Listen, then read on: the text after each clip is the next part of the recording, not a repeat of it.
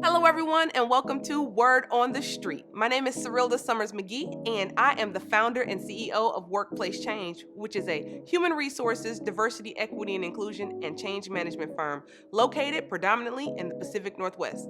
Now, let's get to some of these topics. So, word on the street is that offboarding is not happening inside organizations and it's not being prioritized. Let's get to my thinking about it.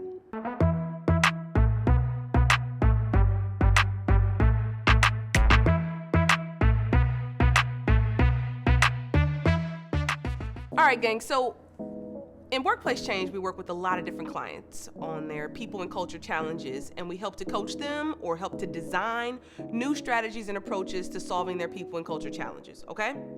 We had a client who came to us and was sharing that they wanted to punch up their offboarding process, very similar to the way that we have punched up their onboarding process.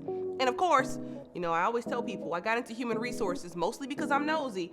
I asked them why. What's driving you to make this change right now?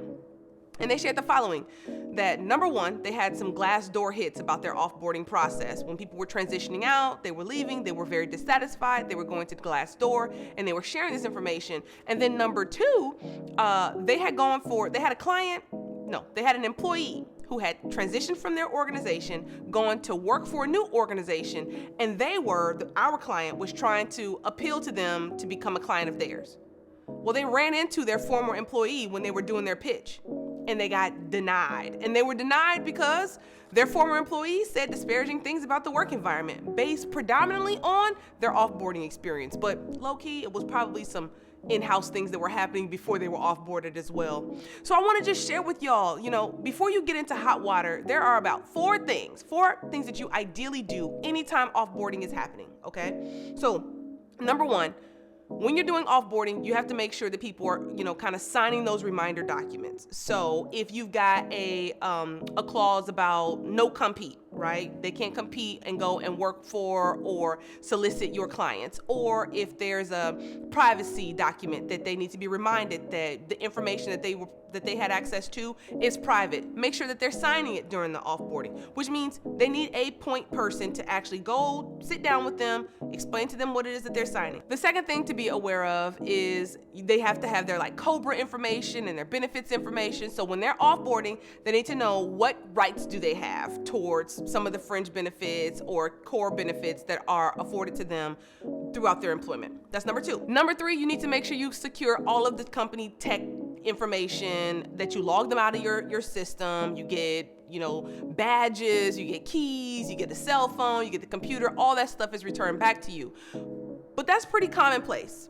Now, when that doesn't happen, it makes me wonder, what do y'all have going on inside your operation? But sometimes you get really busy and you forget that you have to actually do some of these steps. So they're still logged into your Slack, which they should not still be logged in. They still have access to their email, which they should not still have access to their email. They still have access to your building, which they should not still have access to it. That's why it's important to make sure you hit those three pieces and that there's a set person who's responsible for completing that. The fourth piece is one that I would say 90% of companies actually skip out on, and that is an exit interview. The exit interview, quite frankly, a lot of clients, they don't want to know the answers from the exit interview, which is a big mistake from my perspective. But the exit interview is basically asking questions about what their experience was like, what compelled them to leave, and what could the organization have done differently to make them happier, more satisfied, or to get them to stay, okay? So those are the four components of offboarding, which seem pretty commonplace, but a lot of people don't make time to do it well. When a person is transitioning out, they should feel as good about the transition away from your company as they felt about coming inside of your organization. And likely, if you got a pretty lackluster onboarding, you're probably missing some steps on your offboarding as well, making a person feel like a full human that you care about. So word on the street is that people aren't taking the offboarding process seriously, and I'm saying it is something that should be taken seriously. And here at Workplace Change, we actually can fill that void for you. If you are underwater, if you are incredibly busy, don't skip out on it. It's important. Thanks for watching.